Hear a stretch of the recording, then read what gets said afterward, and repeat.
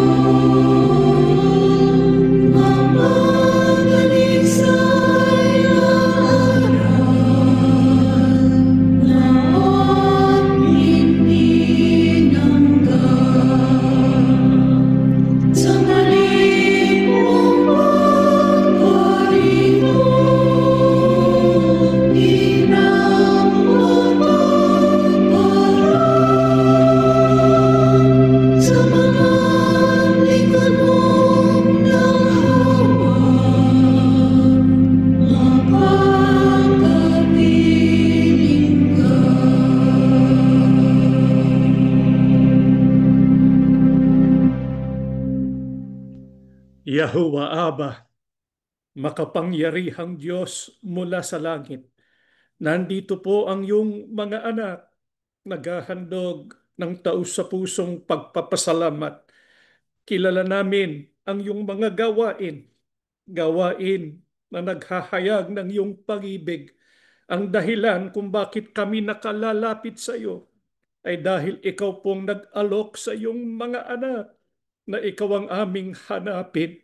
Nung ginawa namin ito, ikaw pong aming nadama sa aming puso sapagkat nagtiwala kami sa iyo at sa iyo kami umasa ng kaligtasan. Ama, salamat ng marami. Pinauunawa mo sa amin unti-unti ang iyong dakilang kalooban, mga kaparaanan para isagawa ang aming mga pagsambat pagluwalhati sa iyo. Ginagayak namin ang aming mga sarili sa nalalapit na kapistahan na amin pong ipagdiriwang sapagkat aalalahanin namin ang iyong mga gawain at papahayag ng iyong kapangyarihan at higit sa lahat nagpapahayag ng iyong walang hanggang pag-ibig. Salamat Ama, tinipon mo kami ngayon. Ikaw po ang aming hahanapin. Magpakaranas ka po sa iyong mga anak. Pakisugo pong iyong banal na Espiritu. Gabayan ang bawat isa sa amin. Panginoong Yahushua, ikaw pong hari ng mga hari. Sa iyo kami nagtitiwala. Ikaw ang mabuting pastol na nag-aalaga sa bawat isa sa amin sa pagtitipong ito. Di po ba maaari magpakaranas ka sa aming puso? Akayin kami sa ganap na pagsisisi. Makapanumbalik kami sa iyo, lalong tumatag ang aming pananampalataya. Ama, pakibasbasan ang iyong mga lingkod habang pinag-aaralan namin ang nakatagdang leksyon ngayon. Bigyan po sa amin ng pagkaunawa na maghahatid sa amin sa lalong malalim na pagkilala sa iyo. Pakibasbasan ang kabuhayan ng iyong mga anak. Pakitanggap din ang mga inihandog naming mga abuloy. Maluwalhati ka po higit sa lahat.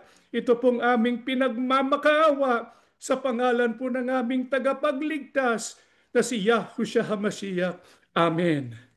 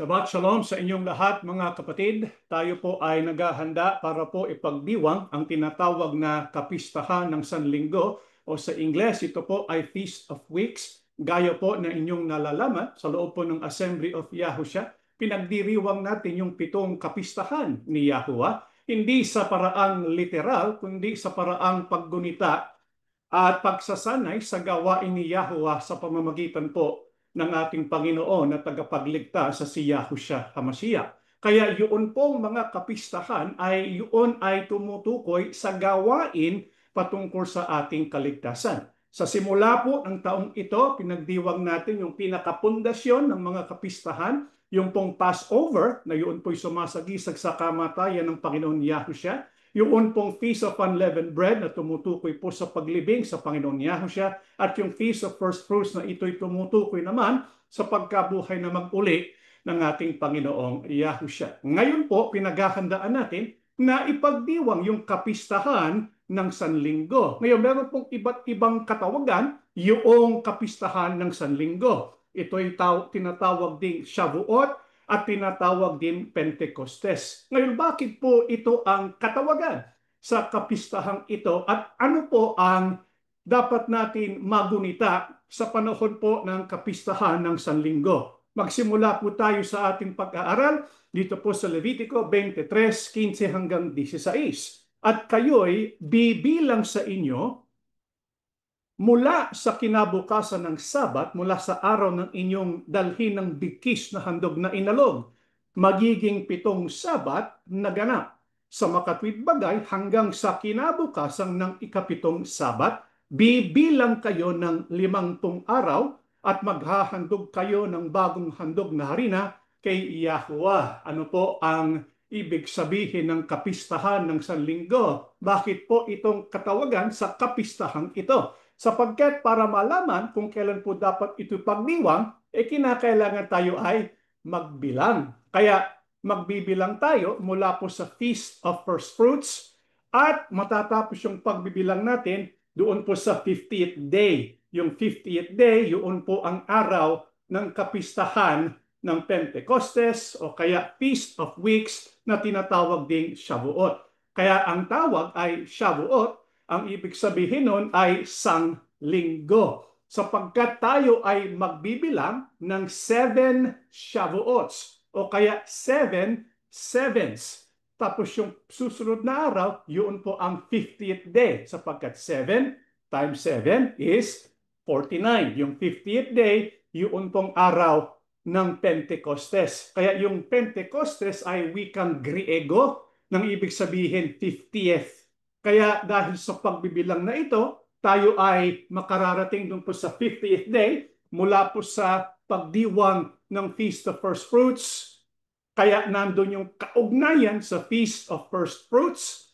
Ito'y mahalagang maunawaan natin sapagkat yun ang pundasyon, sapagkat kung hindi nabuhay na mag-uli ang Panginoong Yahushua, ayon po kay Apostol Pablo, walang kabuluhan ng ating pananampalataya. Sa makatwid, nakaugnay po doon yung atin pong susunod na kapistahan. Sa kapistahang ito, nung ito'y ginagawa ng bayang Israel, ayon po sa ating binasa, meron po silang inihandog na bagong handog na harina kay Yahuwah. Ano po ang kahulugan nito? Ano pong ibig sabihin? Pakinggan po natin ang Levitico 23:15 hanggang 16. Sa inyong mga tahanan ay magdadala kayo ng 2 tinapay na aalugin na may 2/10 bahagi ng 1 epa ng mainam na harina at lulutuin na may lebadura na pinakapangunahing bunga kay Yahuwah. Ayon po sa ating binasa, yung bagong ihahain na harina, yun po ay 2 tinapay. Luto na ang tinapay. Ang tawag sa tinapay na ito na ihahandog na 2 ay pinakapangunang bunga. Sa Ingles, first fruits. Kaya kung minsan meron pong mga nalilito, hindi ba galing lang tayo sa Feast of First Fruits? Opo, ito first fruits din. Pero ibang pag-aani. Kasi yung Feast of First Fruits na atin pong pinagdiwang nung nakaraang Spring Feast, ang ani ay tinatawag nating barley. Sa susunod naman, yung Shavuot o Feast of Weeks, ang ating inihahandog ay galing naman sa wheat. Yun po kasing kapistahan na itinatag ni Yahuwah Abba, ito'y nakaugnay sa pagkaani mula sa lupaing pangako. Kaya para maintindihan natin yung ginagawa sa kapistahan, dapat natin maunawaan ito po'y patungkol sa gawaing pag-aani. Pag tinatawag natin o sinasabi natin pag-aani, ito po ay sumasagisag din sa gawaing Gawaing kaligtasan. Kaya ang isa pang katawagan sa tinatawag nating kapistahan ng Sanlinggo ay kapistahan ng pag-aani. Sapagkat sa susunod na slide, yung pinakapangunang bunga ay ihahandog po yung sheaf of barley. Hindi palutong tinapa yun. Pero sa Shavuot, dalawa. Bread baked with leaven. Bakit dalawa? At anong kahulugan ng dalawang ito? Itong ating pag-aaralan sa Tuesday, doon po sa ating pamagat na programa, Yearning for Yahushua. Kaya dito po ay pinapakita yung gawaing kaligtasan sapagkat ang isang katawagan sa kapistahan ng Sanlinggo ay pista ng pag-aani. Mamaya, aalamin natin kung bakit ang tawag din sa kapistahang ito ay pista o kapistahan ng pag-aani. Ngayon, bakit ito natin isinasagawa? Hindi po ba ito'y para sa bayang Israel lamang? Hindi po. Anong katunayan? Pakinggan natin dito po sa Kolosas 2:16-17. Sino man nga ay huwag humatol sa inyo tungkol sa pagkain o sa pag-inom o tungkol sa kapistahan o bagong buwan o araw ng Sabat na isang anino ng mga bagay na magsisidating. Ngunit ang katawan ay kay Kristo. Meron pong sinulat si Apostol Pablo sa mga naging kaanib sa eklesiya doon po sa tinatawag na Kolose. Kasi sa Kolose, itong mga convert sa Christianity, bagamat hindi sila Hudyo, ginagawa nila yung kapistahan. Pero merong mga humahatol sa kanila. Anong sabi ni Apostol Pablo? Karapatan natin na ipagdiwang ang kapistahan sapagkat yung paraan ng pagdiwang sa kapistahan sa panahon ni Yahushua ay bilang anino ng mga bagay na magsisidating, ngunit ang katawan ay kay Kristo. Ibig sabihin, yung pagdiwang natin ng mga kapistahan, hindi po literal, kundi ito po'y spiritual, alinsunod sa gawain ni Yahweh sa pamamagitan ni Yahushua. Kasi yung salitang kapistahan, ano pong ibig sabihin nun? Ang ibig sabihin ng salitang kapistahan sa wikang Ebreo ay isang takdang panahon. Kaya yung 7 o yung 7 kapistahan na nakalista sa Biblia, yun po isang programa na merong mga petsa o kaya takdang panahon na sa mga petsang yun o takdang panahon, may gagawin si Yahuwah, may gagawin si Yahushua patungkol sa ating kaligtasan. Kaya ang tawag ay Moedim. Ngayon, karamihan po sa panukala ng Diyos patungkol kay Yahushua ay naganap na. Kaya anong gagawin natin pagka pinagdiriwang natin yung mga kapistahan, maggugunita tayo. Gugunitain natin yung ginawa na ni Yahuwah at ni Yahushua dun po sa takdang panahon. Halimbawa, sa takdang panahon ng Passover, anong ginawa ni Yahushua?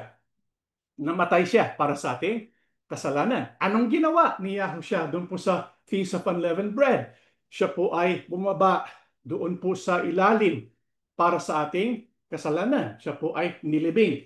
Anong ginawa niya doon po sa First Feast of First Fruits? Siya'y nabuhay na uli. Sa makatwid, ginugunitan natin ito kung paano kinasangkapan si Yahushua na sa mga takdang panahon meron po siyang ginawa patungkol sa ating kaligtasan. Sa hinaharap, meron pang gagawin si Yahuwah. Sa hinaharap, meron pang gagawin si Yahushua. Ito'y ginagawa naman natin bilang pagsasanay. Pagsasanay sa ating pananampalataya. Kaya sa tuwing ginagawa at pinagdiriwang natin ang ating kapistahan o mga kapistahan ni Yahuwah, nagpapahayag tayo ng pagpapasalamat at ng pagpupuri kay Yahuwah. Ibig sabihin, nauunawaan natin, mahalaga itong ginawa ni Yahuwah. Kaya ituturo natin ito sa susunod na henerasyon. Ituturo natin yung ginawa ni Yahuwah at ginawa ng ating Panginoong Yahushua. Kaya yung mga Moedim, mahalaga para sa atin. Itong Moedim o itong Moed, itong kapistahan na tinatawag na Feast of Weeks, kapistahan ng Sanlinggo. Ano po ang naganap historically doon po sa takdang araw na yon, yung Feast of Weeks?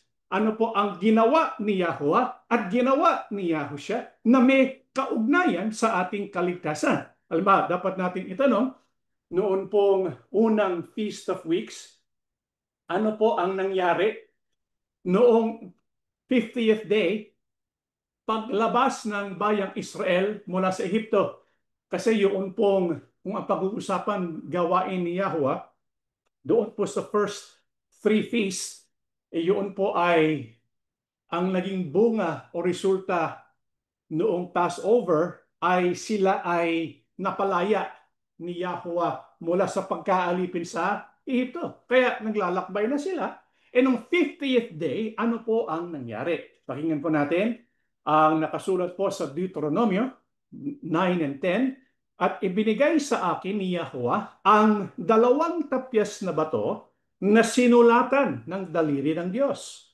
At sa mga yaoy, nasusulat ang ayon sa lahat ng mga salita na sinalita ni Yahweh sa inyo, sa bundok mula sa gitna ng apoy ng araw ng kapulungan. Ano po ang naganap noon pong 50th day mula sa pag-alis ng bayang Israel doon po sa Ehipto, na ito rin ang tinatawag nating Pentecostes.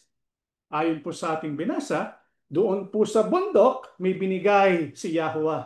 Ano yun? Yung 2 tapyas na bato na sinulatan ng daliri ng Diyos. Ito po ay naglalaman ng 10 utos sa makatwid nung unang Pentecostes o unang Feast of Weeks.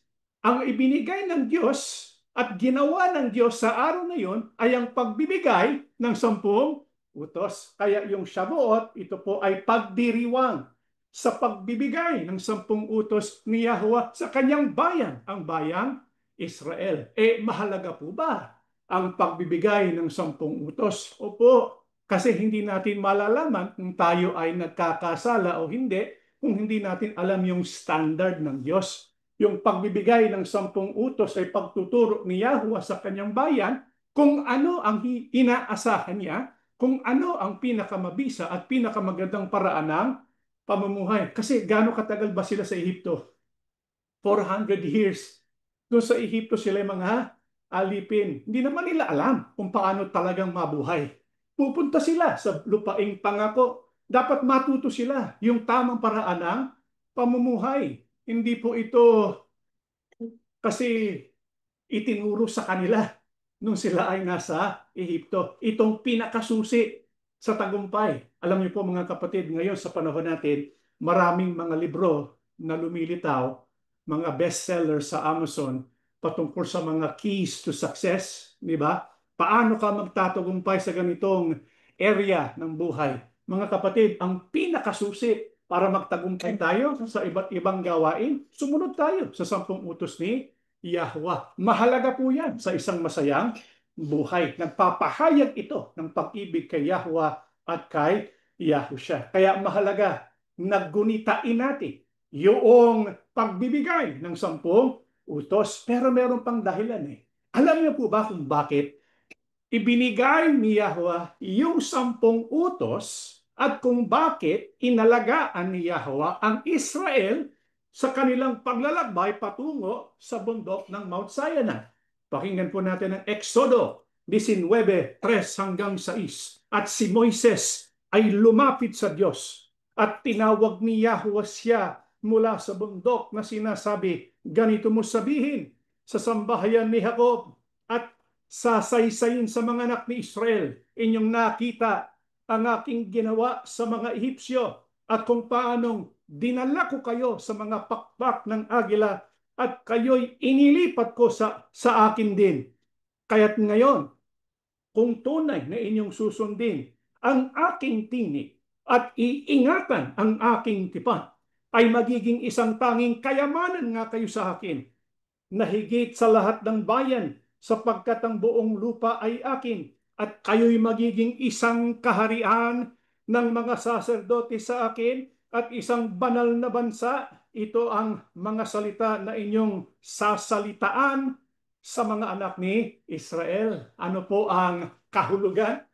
Kung bakit napakahalaga ng pagbibigay ni Yahweh sa kanyang bayang Israel ng 10 utos. sapagkat yung 10 utos, yun ang magiging batayan na tinatawag na pakikipagtipan. Batayan ng pakikipagkasundo, batayan ng pakikipagtipan sa bayang Israel. Kaya nung binigay niya yung 10 utos, yung binigay niya yung tinatawag na Torah, yung mga law, sapagkat hindi lang naman 10 utos ang binigay, nandun din yung mga iba't ibang aplikasyon ng 10 utos, binigay yun kay Moises, binigay yun sa bayang Israel. Nung pagbigay nun, ano po ang ibig sabihin? Sabi ni Yahuwah na pinasasabi niya kay Moises, na pinasasabi sa Israel, dapat sumunod kayo dito po sa nilalaman ng tipan at kayo ay magiging akin. Ang sabi nga, magiging isang tanging kayamanan. Sa makatwid, yung araw ng Pentecostes ay araw kung kailan ang Israel naging isang kaharian ng mga saserdote, isang banal na bansa. Naging bayan sila ng Diyos. Kaya sa Shabuot, ito ay paggunita rin sa pagbibigay ng 10 utos at pakikipagtipan ng Diyos sa Israel bilang kanyang bayan. Kaya sa ating pinag-aaralan ay ang ating nakikita yung kahalagahan ng ginawa ng Diyos doon po sa bundok sa panahon po o sa takdang araw ng kapistahan ng Pentecostes o ng Shavuot. Ngayon, ano naman ang kaugnayan nito sa panahong Kristiyano? Bakit po mahalaga yon? Dapat kasi natin mapansin, yung sa unang Shavuot, yun din po yung birthday ng Israel bilang bayan ng Diyos. Mahalaga po bang bayang Israel? Opo, sapagkat nagsimula doon sa Israel yung kaharian na inihahanda ng Diyos para ito ay maging eternal kingdom para sa ating lahat at para sa lahat ng tao. Pero alam natin, hindi po nagtagumpay ang Israel eh. Pero hindi ibig sabihin na ganap na itinapon ng Yahuwah Abba ang Israel. Meron pang ibang pamamaraan ang Diyos para makompleto niya yung pinangako niya kay Abraham sa pamamagitan ng kanyang eternal covenant sa kanya. Kaya ano po ang kaugnayan ng Shavuot naman sa panahong Kristiyano, sa panahon natin, kung bakit ito ay ipinagdiriwang din natin kahit hindi tayo kabilang sa tinatawag na quote-unquote bayan ng Israel. Pakinggan po natin ang nakasulat po sa Gawa 1:1-5. Ito ay sa panahong Kristiyano. Sa aking unang aklat, isinulat ko ang lahat ng ginawa at itinuro ni Yahushua mula nang nagsimula siya sa kanyang gawain hanggang sa araw na dinala siya sa langit. Matapos siyang mamatay at mabuhay muli, makailang beses siyang nagpakita sa kanyang mga apostol sa iba't ibang paraan para patunayan sa kanila na mula siyang nabuhay. Sa loob ng 40 days, nagpakita siya sa kanila at nagturo tungkol sa paghahari ng Diyos. At sa pamamagitan ng banal na Espiritu, nag-iwan siya ng mga utos sa kanyang piniling mga apostol. Isang araw noon, habang kumakain sila kasama ni Yahushua, sinabi niya, huwag muna kayong umalis sa Jerusalem. Hintayin ninyo ang banal na Espiritu na pinangako ng Diyos Ama. Sinabi ko na ito sa inyo noon, nagbautismo si Juan sa tubig, ngunit makalipas lang ang ilang araw ay babautismohan kayo sa banal na Espiritu. Meron pong pinangako si Yahuwah Abba na ito'y pinahayag na ng Panginoon Yahushua. Doon po sa Juan 14, Juan 16, ang pinahayag niya, tatanggap sila yung mga sumasampalataya kay Yahushua ng Espiritu Santo o banal na Espiritu. Pero kailan yun tatanggapin? Paglipas ng ilang araw, pagkatapos na umakyat siya sa langit. Kasi nung nabuhay muli ang Panginoon Yahushua, hindi mo siya agad umakyat sa langit. Sabi rito, naghintay siya ng 40 days, nagbigay ng patotoo na siya ay nabuhay naman uli, tapos umakyat sa langit. Tapos sabi niya, maghintay kayo sa Jerusalem, huwag muna kayong umalis sapagkat merong matutupad na pangako, yun po'y tatanggap kayo ng banal na Espiritu. Kailan yun? 50 days after His resurrection. Kailan ba nabuhay na mag-uli ang Panginoong Yahushua? Hindi ba Feast of First Fruits? Kaya on the 50th day, yun po yung Pentecostes, ano ang natupad? Dito po sa gawa. 2:1 hanggang 4. Pagdating ng araw ng pista na tinatawag na Pentecostes, nagtipon ng lahat ng mananampalataya sa isang bahay. Habang nagtitipon sila, bigla na lang silang nakarinig ng ugong na mula sa langit, na katulad ng malakas na hangin, at puro ugong na lang ang kanilang narinig sa bahay ng kanilang pinagtitipunan. Pagkatapos, may nakita silang mga ningas ng apoy na parang mga dila na kumalat at dumapos sa bawat isa sa kanila. Napuspos silang lahat ng banal na espiritu at nakapagsalita ng iba't ibang wika na hindi nila natutunan. Ang banal na espiritu ang siyang nagbigay sa kanila ng kakayahang makapagsalita ng ganoon. Ano po ang natupad noong Pentecostes? Yan po sa ating binasa, nagtitipon yung mga sumasampalataya sa Panginoong Yahushua. Nandun po sila sa tinatawag na upper room. Ang bilang nila, mga 120, county lamang. Ito po ay panahon ng Pentecostes, kaya dun sa upper room, marami ding mga iba't ibang nandoon. Nandun po yung sa crowd, doon po sa paligid nila, nandun po yung mga Hudyo. Galing po sila sa iba't ibang dako sapagkat kinakailangan sa araw ng Pentecostes pumunta sila sa Jerusalem. Kaya nung araw ng Pentecostes, itong nasa upper room, may nangyari. Nagkaroon ng malakas na ugong.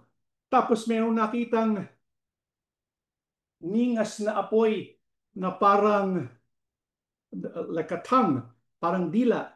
Tapos meron silang nagawa na hindi po nila dapat na nagagawa. Nakapagsalita sila ng iba't ibang wika. Paano po nila nagawa yun? Sa pamamagitan po ng banal na Espiritu. Kaya natupad yung sinasabi ni Yahushua, natatanggap kayo ng banal na Espiritu. Kaya nga yung mga ibang Hudyo na hindi naman kilala pa si Yahushua, nung narinig nila yung ugong, syempre napatingin sila. Tapos narinig nila itong mga alagad ni Yahushua nagsasalita sa kanilang wika. Kaya nagtaka sila, ano ba ito nangyayari? Tapos nagturo si Apostol Pedro, ang nangyari ay katuparan ng hula para patunayan na si Yahushua ang tagapagligtas at ang sino mang sumampalataya at bautismuhan, sila ay tatanggap ng kaloob ng banal na Espiritu. Kaya anong nangyari? Pinautismuhan yung 3,000. 3,000 yung araw po ng Pentecostes. Kaya yun pong kaloob ng banal na Espiritu, malaki ang kahalagahan po noon. Kasi kung walang Espiritu Santo, kung walang banal na Espiritu, hindi po tayo mapangungunahan ng ating Panginoong Yahushua kasi nasa langit siya eh. Tayo nasa lupa. Paano tayo gagabayan? Paano tayo pangungunahan? Kaya napakahalaga ng banal na Espiritu. Sa makatwid, sa Shavuot, sa ating ginagawang pagdiriwang ng kapistahan ng Sanlinggo, ay hindi lang natin gugunitain yung pagtanggap ng salita ng Diyos. Gugunitain din natin ang pagtanggap ng banal na Espiritu. Pero itong pagtanggap ng banal na Espiritu, kakaiba. Sapagkat kung ating babasahin, yung pong Old Testament, sa tuwi-tuwi mga lingkod ng Diyos ay dadakupan o kaya bababa sa kanila yung Espiritu. Tapos meron silang magagawa. Di ba? Pero itong kaloob, itong pagtanggap ng banal na Espiritu kakaiba eh. Anong kahulugan ng Espiritu Santo na bumaba noong araw ng Pentecostes? Pakinggan po natin ang Juan 14:17. Ang tagapayong ito ay ang Espiritong katotohanan. Hindi siya matanggap ng sangkatauhan sapagkat hindi siya nito nakikita o nakikilala man. Kilala niyo siya sapagkat siya ay nananahang kasama niyo at sa inyo. Ang malaking pagkakaiba ng banal na Espiritu na sa tuwi-tuwi na isinusugo sa mga ilang tao ay sa panahon ng Pentecostes, yung pong binibigyan ng Espiritu, yung Espiritu nabubuhay sa loob nila. Yung Espiritu nananahan kasama nila. Sapagkat ang sabi ng Panginoon Yahushua, ito'y sa inyo. Kaya doon po sa upper room, bago pa namatay ang Panginoong Yahushua, ito'y sinabi na eh. Sinabi niya na sa kanyang mga alagad. Kaya nga, nung sila ay nakaupo doon din sa upper room, ano sabi ng Panginoong Yahushua? Sinabi ko na sa inyo ito, itong pangako. Itong pangakong ito ay ang pagtanggap sa Espiritu Santo na mamamalagi sa inyo. Ito yung indwelling ng Holy Spirit. Kaya ang sabi ni Apostol Pablo, sa mga tumanggap ng banal na Espiritu sa Korinto 6:19, hindi baga ninyo nalalaman na inyong katawan ay templo ng Espiritu Santo na nasa inyo, na tinanggap ninyo sa Diyos at hindi kayo sa inyong sarili. Sa makatwid, nagkaroon ng pagbabago doon po sa programa ni Yahuwah Abba. Ang mga tao na tinatawag niyang mga lingkod sa panahong Kristiyano ay mga lingkod na tumanggap ng banal na Espiritu, at yung tumanggap ng banal na Espiritu, yung kanilang katawan, yung tawag doon templo ng Espiritu Santo. Kaya nga sa panahon natin ngayon, hindi po natin kailangan yung physical na kapilya. Hindi natin kailangan yung physical na temple. Masama ba magkaroon ng kapilya? Hindi naman.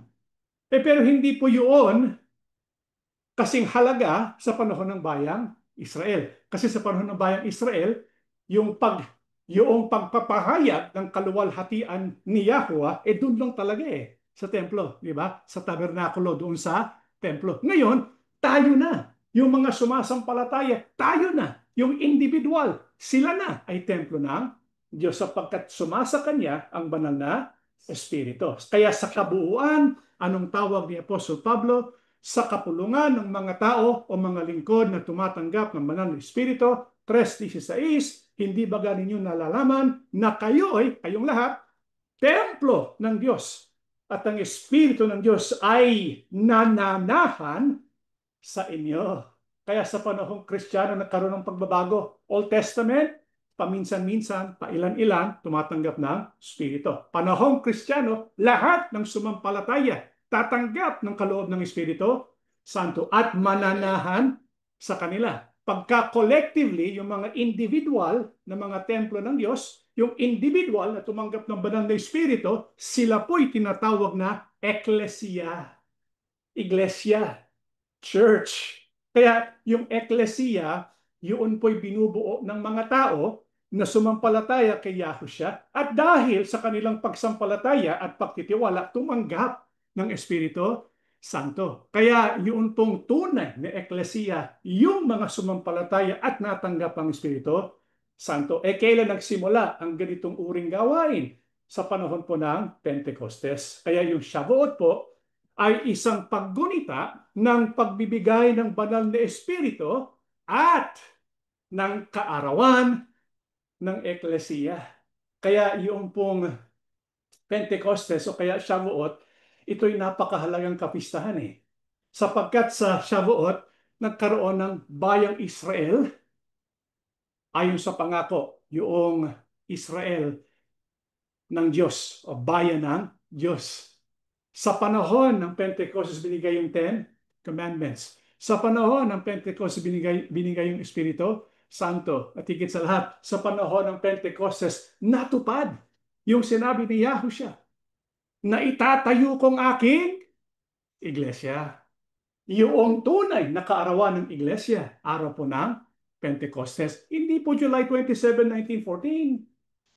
Pentecostes, ang tunay na birthday o anibersaryo ng itinatag na eklesiya ng Panginoong Yahushua nung isinugo niya ang banal na Espiritu. Kaya para sa atin, mahalaga yun pong kapistahan ng Pentecostes. Mas mahalaga pa ito sa July 27, 1914. Yun po'y kaarawan ng digmaan.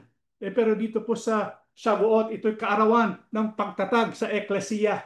Sa pagtupad ng pangako ni Yahushua, itatayo kong aking iglesia isusugo ang banal na espiritu na mananalig o mananatili sa inyo. Dahil dito, dapat paghandaan natin. Yun pong ating pagdiwang sa kapistahan ng Shavuot. Paano po natin paghahandaan? Pakinggan po natin ang Deuteronomio 16 hanggang 17. Makaitlo sa isang taon na inyong mga lalaki ay magsisiharap kay Yahweh mong Diyos sa dakong kanyang pipiliin, sa kapistahan ng tinapay na walang lebadura, at sa kapistahan ng mga sanlinggo, at sa kapistahan ng mga tabernakulo. At huwag silang haharap na walang dala kay Yahweh. Bawat lalaki ay magbibigay ng kanyang kaya ayon sa pagpapala na ibinigay sa iyo ni Yahweh mong Diyos.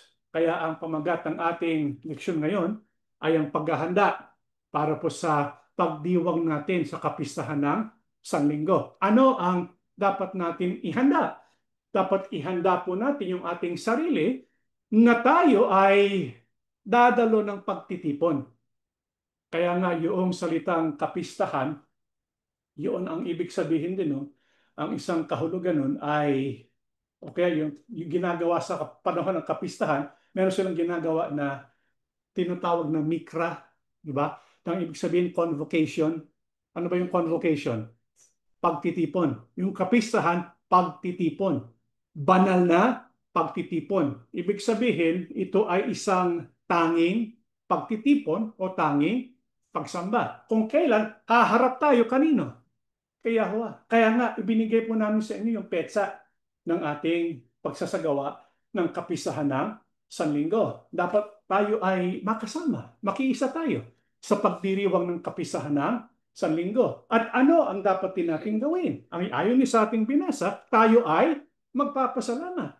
Kaya ang sabi, dapat magbigay tayo ng ayon sa ating kaya, ayon sa pagpapala na binigay sa atin ni Yahweh. Ibig sabihin ito ay pagpapasalamat natin kay Yahweh.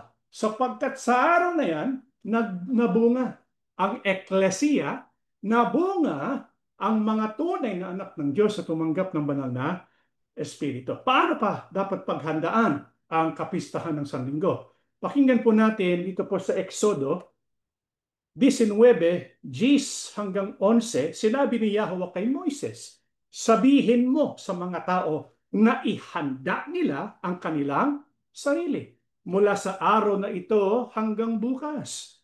Kailangang labhan nila ang kanilang mga damit at humanda sa makalawa sapagkat akong si Yahweh ay bababa sa bundok ng Sinai para makita ng mga tao. Ang binasa po natin, yung bilin ni Yahweh kay Moises sasabihin sa bayang Israel. Sapagkat ang Yahweh bababa mula sa langit at magpapakita. Ibig sabihin, magpaparamdam siya. Magpapakaranas siya. Sapagkat makikipagtipan siya sa kanyang bayan. Gagawin na bayan ng Diyos. Kaya mabuti lahat ng tao, lahat ng kasama sa bayang Israel, masaksihan nila yun pong pagpapakita ng kapangyarihan ni Yahweh. Pero hindi lang basta dadalo. Hindi sapat na basta lang tayong dumalo sa pagtitipon. Anong sabi ni Moises? Anong sabi ni Yahweh? Dapat yung mga dadalo ng pagtitipong ito, anong gagawin ng mga dadalo ng pagtitipon? Maghahanda! Paano maghahanda? Ang sabi, yung kanilang damit ay lalaban. Ibig sabihin, ito'y sumasagisag sa kalinisan ng buhay. Kaya nagbabago buhay.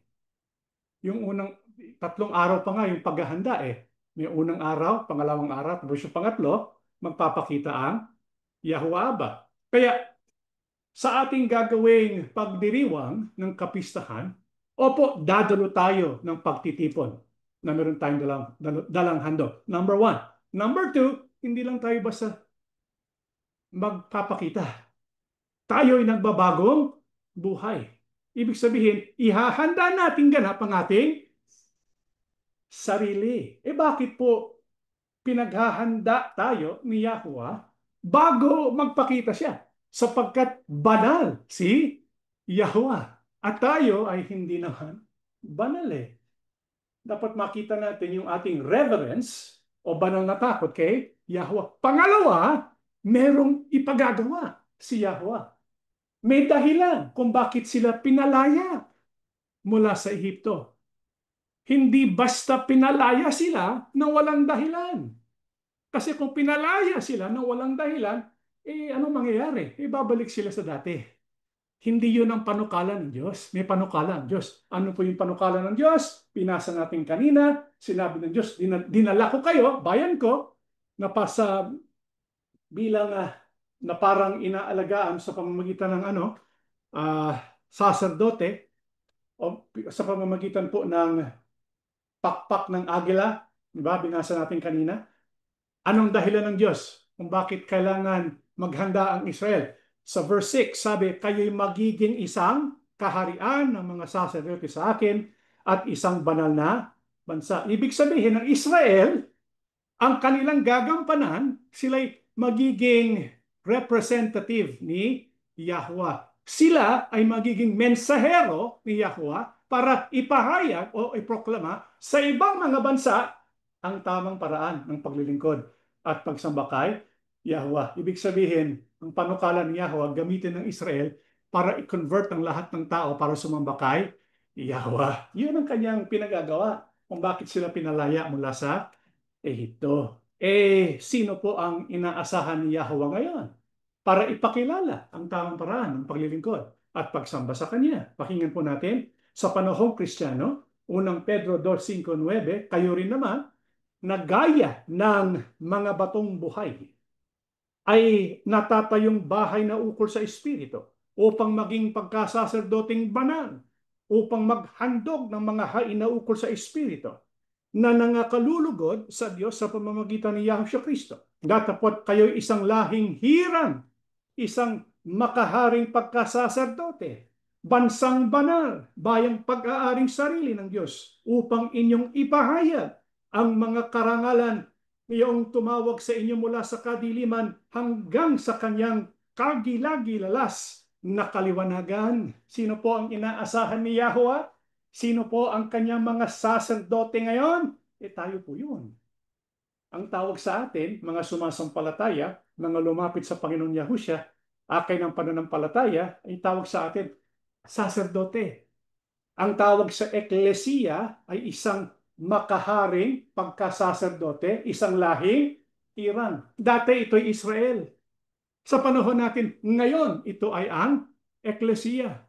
Kaya lahat ng mga kasama sa eklesiya, meron po silang gampanin. Ano po yun? Magturo, magproklama ng ukol po sa maluwalhating gawain ni Yahweh at ni Yahushua. Sa ganitong paraan, tayo po ay magiging mga batong buhay. Natatayong bahay na ukol sa Espiritu. Kaya kung paano naghahanda noon ang Israel, dapat maghanda rin tayo. Paano yung ating paghahanda? Pakinggan po natin sa Roma 12:1-2. Kaya nga mga kapatid, alang-alang sa masaganang habag ng Diyos sa atin, ako'y nakikiusap sa inyo na ialay ninyo ang inyong sarili bilang isang handog na buhay, banal at kalugod-lugod sa Diyos. Itong karapat dapat na pagsamba ninyo sa Diyos. Huwag kayong makiayon sa takbo ng mundong ito. Sa halip, hayaan ninyong baguhin ng Diyos ang inyong pag-iisip upang maunawaan ninyong kanyang kalooban. Sa gayon, magagawa ninyo kung ano ang mabuti, kalugod-lugod at ganap na kalooban ng Diyos. Ito palang dahilan kung bakit tayo ay pinalaya ng Diyos mula po sa tali ng kasalanan at kamatayan.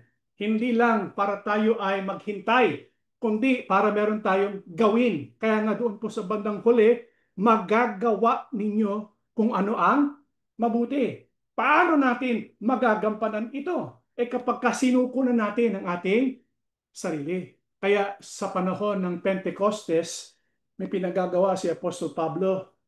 Ano po yun? Hayaan. Hayaan ninyong baguhin ng Diyos ang inyong pag-iisip. Kaya napakahalaga na tayo ay pagsasamba, yung tinatawag na pagsuko ng ating kalooban, ng ating sarili. Gaya ng sinabi ng Panginoon Yahushua, if you want to be my followers, you have to deny yourself. sa tuwing sasamba tayo, dapat ialay natin ang ating sarili bilang isang handog. Ibig sabihin, lalapit tayo kay Yahweh at kay Yahushua at sasabihin natin, nandito ako. Hinayni para maging kasangkapan. Gamitin po ako bilang kasangkapan. Bakit? Ano po bang pinagagawa sa atin ng Panginoong Yahushua? Pakinggan natin ng Korinto 12:4-7. Iba't iba ang mga espiritual na kaloob, ngunit iisa lamang ang espiritong nagkakaloob ng mga ito. Iba't iba ang paraan ng paglilingkod, ngunit iisa lamang ang Panginoong pinaglilingkuran. Iba't iba ang mga gawain, ngunit iisa lamang ang Diyos na kumikilos sa mga taong gumagawa ng mga yon. Para sa ikabubuti ng lahat, ang bawat isa'y binibigyan ng patunay na nagpapakitang nasa kanya ang Espiritu. Ano po ang pinagagawa sa atin bilang kasama sa eklesiya, bilang mga saserdote na binigyan ng kaloob ng Espiritu Santo? Ayon po sa ating binasa, tayo po ay maglilingkod, tayo po ay gagawa alinsunod sa kaloob sa atin.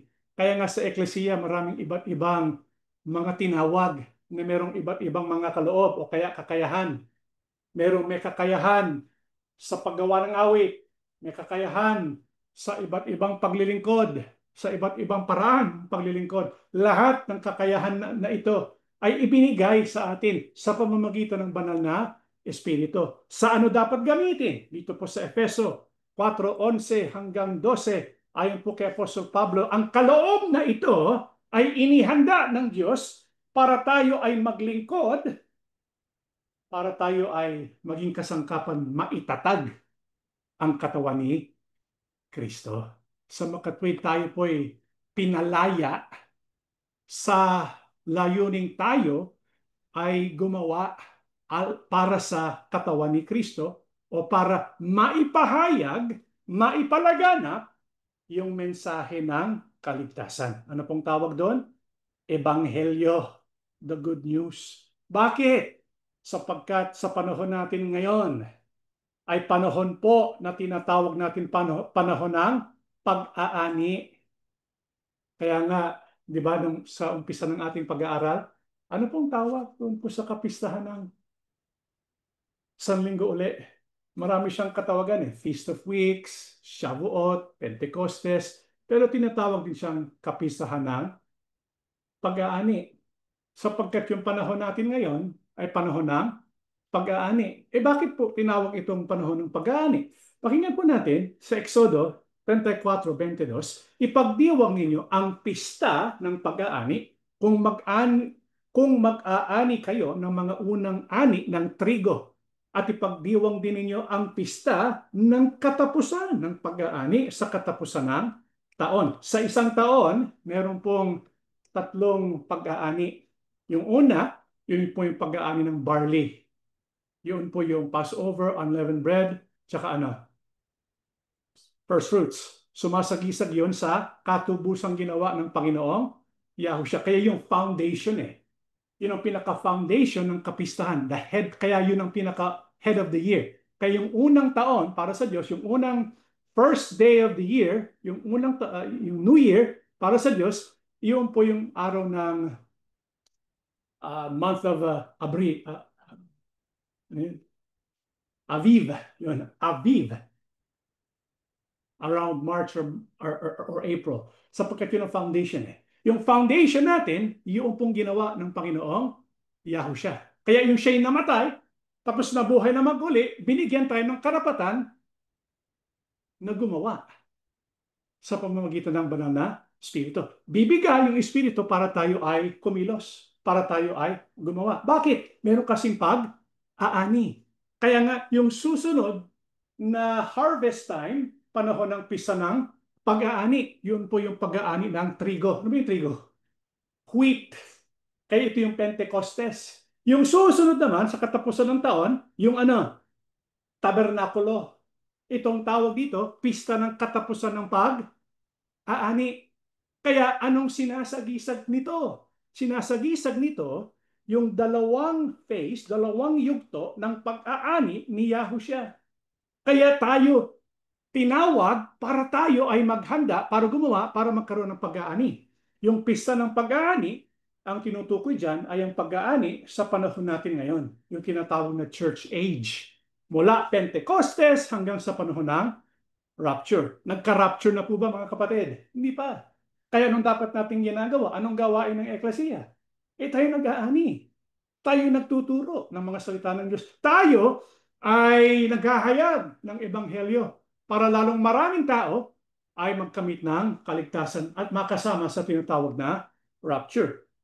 Ano naman yung kapistahan ng katapusan ng pag-aani?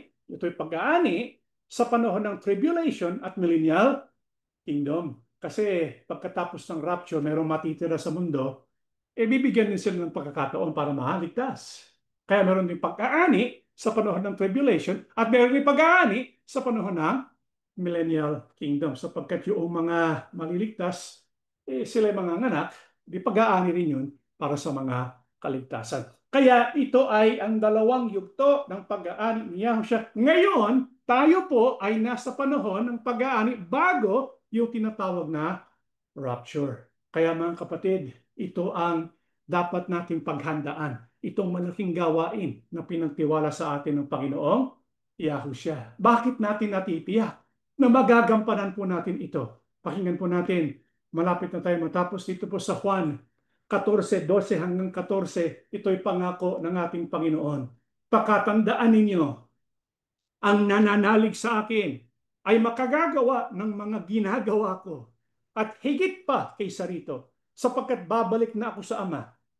At anumang hilingin ninyo sa pangalan ko ay gagawin ko upang luwalhatiin ang Ama sa pamamagitan ng Anak. Kung hihiling kayo ng anuman sa pangalan ko, ito ay aking gagawin. Anong pangako ng ating Panginoon Yahushua? Sabi ng ating Panginoon Yahushua,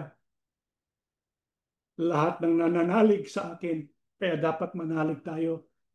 Sumampalataya tayo, magtiwala tayo, hindi sa ating magagawa, kundi sa magagawa ng ating Panginoon Yahushua. Huwag tayong manalig sa kaninumang tao. Manalig tayo doon sa sinugo ni Yahuwah. Walang iba kundi ang Panginoong Yahushua. Yung mga nananalig kay Yahushua, anong kanilang magagawa? Ang sabi ni Yahushua, magagawa nila ang ginagawa ko. Higit pa kaysa rito. Bakit sinabi yun ni Yahushua? Sapagkat pag-akyat na sa langit, may susugong banal na Espiritu at lahat ng tumanggap ng banal na Espiritu, bawat isa sa kanila, representation ni Yahushua. Kaya collectively, ang gawain ng Eklesia, gawain ni Yahushua. Kaya inaasahan tayo na ipalaganap natin ang kanyang kaharian. Paano? Iproklama natin yung kanyang ginawa para sa tao. Ano ang ibinigay sa atin para makatulong sa ating lahat? Ang sabi, anumang hilingin ninyo sa pangalan ko, gagawin ko. 2 beses pa nga niya inulit eh. Bakit? Para umasa tayo sa panalangin. Kung minsan kasi gawa tayo ng gawa, pero hindi naman tayo nananalangin. Anong pangako? Anong maasahan natin mula sa Panginoon Yahushua? Ang sabi niya, kung hihiling kayo ng anuman sa pangalan ko, ito'y aking gagawin. Ibig sabihin, kapag ka tayo hihingi, kapag ka tayo mananalangin sa ikaluluwalhati ng Diyos Ama at ni Yahushua HaMashiach, yun ay pagkakaloob. Kaya kung meron po tayong nilalapit sa Ama, kamag-anak, anak, magulang, kapatid, kung meron po tayong problema, kung meron tayong karamdaman o sakit, na dahil dito tayo ay kung minsan nang hihina, kapag humingi tayo kay Yahuwah Abba, sa pangalan ni Yahushua, ipagkakaloob ito sa atin ng ating tagapagligtas. Kasama yan sa mga nananalig kay Yahushua. Opo, tayo'y tinawag. At sa ating pagtawag, nanalig tayo. At sa ating pananalig, nandyan ang pagsasama ng ating Panginoong Yahushua.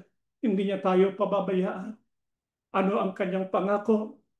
Hindi, higit sa panalangin. Ano pa ang kanyang sinabi sa atin? Pakinggan po natin ang mga huling talata na ating babasahin. Hindi ko kayo iiwang mga ulila. Babalik ako sa inyo. Kaunting panahon na lamang. at hindi na ako makikita ng sanlibutan ito. Ngunit ako'y makikita ninyo sapagkat buhay ako, mabubuhay rin kayo. Sa araw na yon ay malalaman ninyong ako'y nasa Ama at kayo na may nasa akin at ako'y nasa inyo.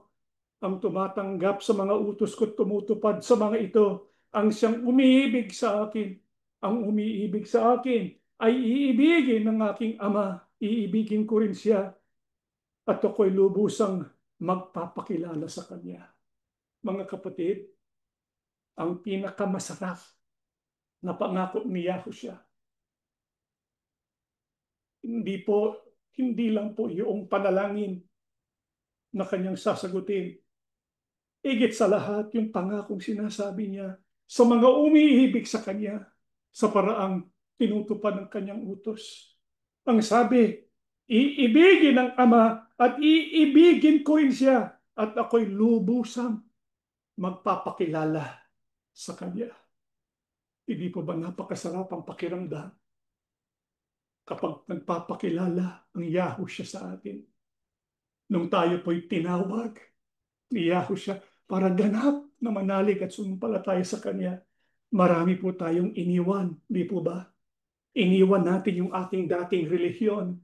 Iniwan natin yung ating mga ilang kamag-anak. Iniwan natin yung ating ilang mga kaibigan.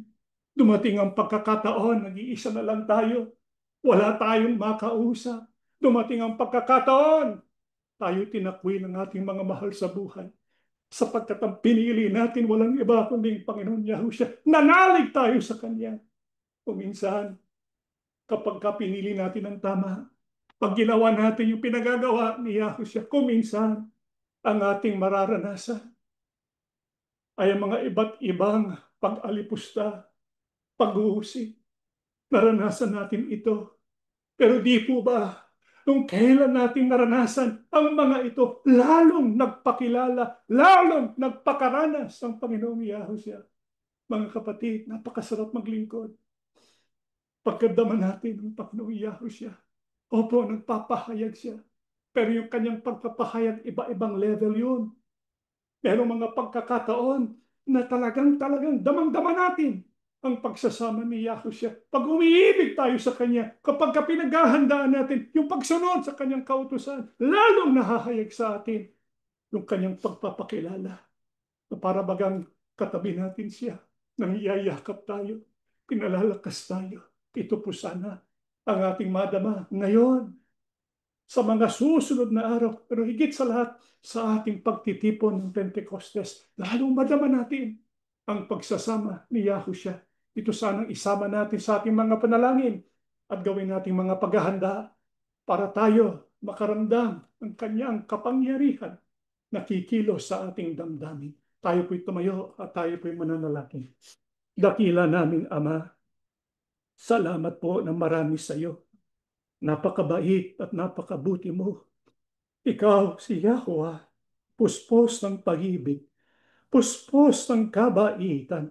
Salamat, kinikilos mo ng aming puso, kinikilos mo ng aming damdamin, makipag-akaisang ganap sa iyo at maghanda sa nalalapit naming pagdiwang ng kapistahan ng Pentecostes. Salamat, Ama, isinugo mo ang iyong bugtong na anak. Salamat din, sinugo mo yung banal na Espiritu. Bilang patotoo, kami mga anak mo, dama namin ang iyong pagsasama. Ito ang aming kailangan. Pag nadadama ka namin, kahit ano pang bigat ng suliranin, hindi po kami epektado sapagkat ang iyong pagsasama, ang iyong pagyakap sa amin, nagbibigay sa amin ng lakas ng loob. Makapagpapatuloy kami hanggang sa katapusan, sumasamba sa iyo at humahawak sa iyong kapangyarihan. Magpakaranas ka po, Ama, sa mga darating ng mga panahon, mga araw, lahat ng mga may sakit o karamdaman, dahil walang imposible sa iyo.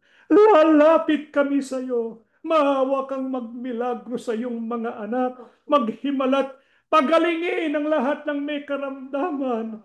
Dahil sa iyo po kami umaasa at ganap na nagtitiwala. Panginoong Yahushua, nandito kami magkakapatid. Tabihan mo ang iyong mga lingkod. Ikaw ang aming hinahanap. Gawin pong lubos ang iyong pagpapakilala sa amin. Makilala ka namin, di lamang sa salita, higit po sa lahat sa kapangyarihan. Kapangyarihan ng iyong pagparito sa aming puso para lalong tumibay ang aming pananampalataya.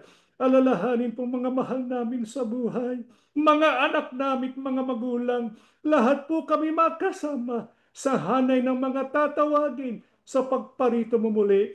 Ama, sumasampalataya kami, dininig mo ng aming panalangin, igagayak ang aming puso at isipan sa nalalapit na kapistahan. Kami po'y sumasampalataya, Ama, dininig mo ng aming panalangin sa pangalan po ng aming tagapagligtas na si Yahushua HaMashiach. Amen.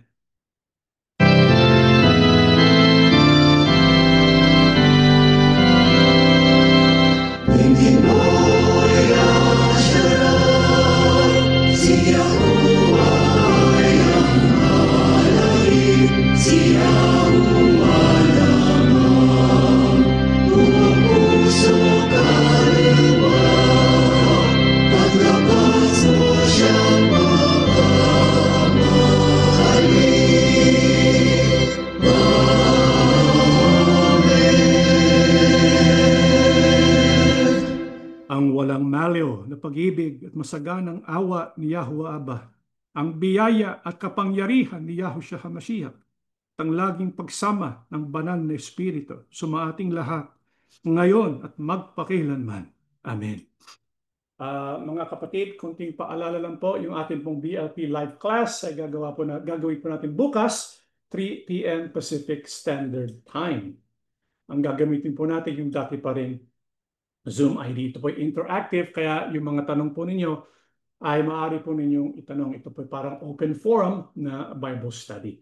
At yung atin pong special worship service ay next week na. Isa lang po ang ating schedule sa Ingles. Sabado, June 7, 2025, 3 p.m. Pacific Standard Time. Sa Pilipinas, ito po ay araw ng linggo. Ang oras po ay 6 a.m. ng umaga. At yung atin pong Feast of Weeks Pentecost Preparatory Prayer, Monday to Friday, June 2 to June 6. Ngayon, Monday, Tuesday, Wednesday, Friday, lahat po yung 7 p.m.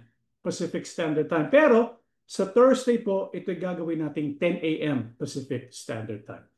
Natatapos na po ang ating pagsamba ng Yahuwah Abba and Yahushua HaMashiach. Bless all of us.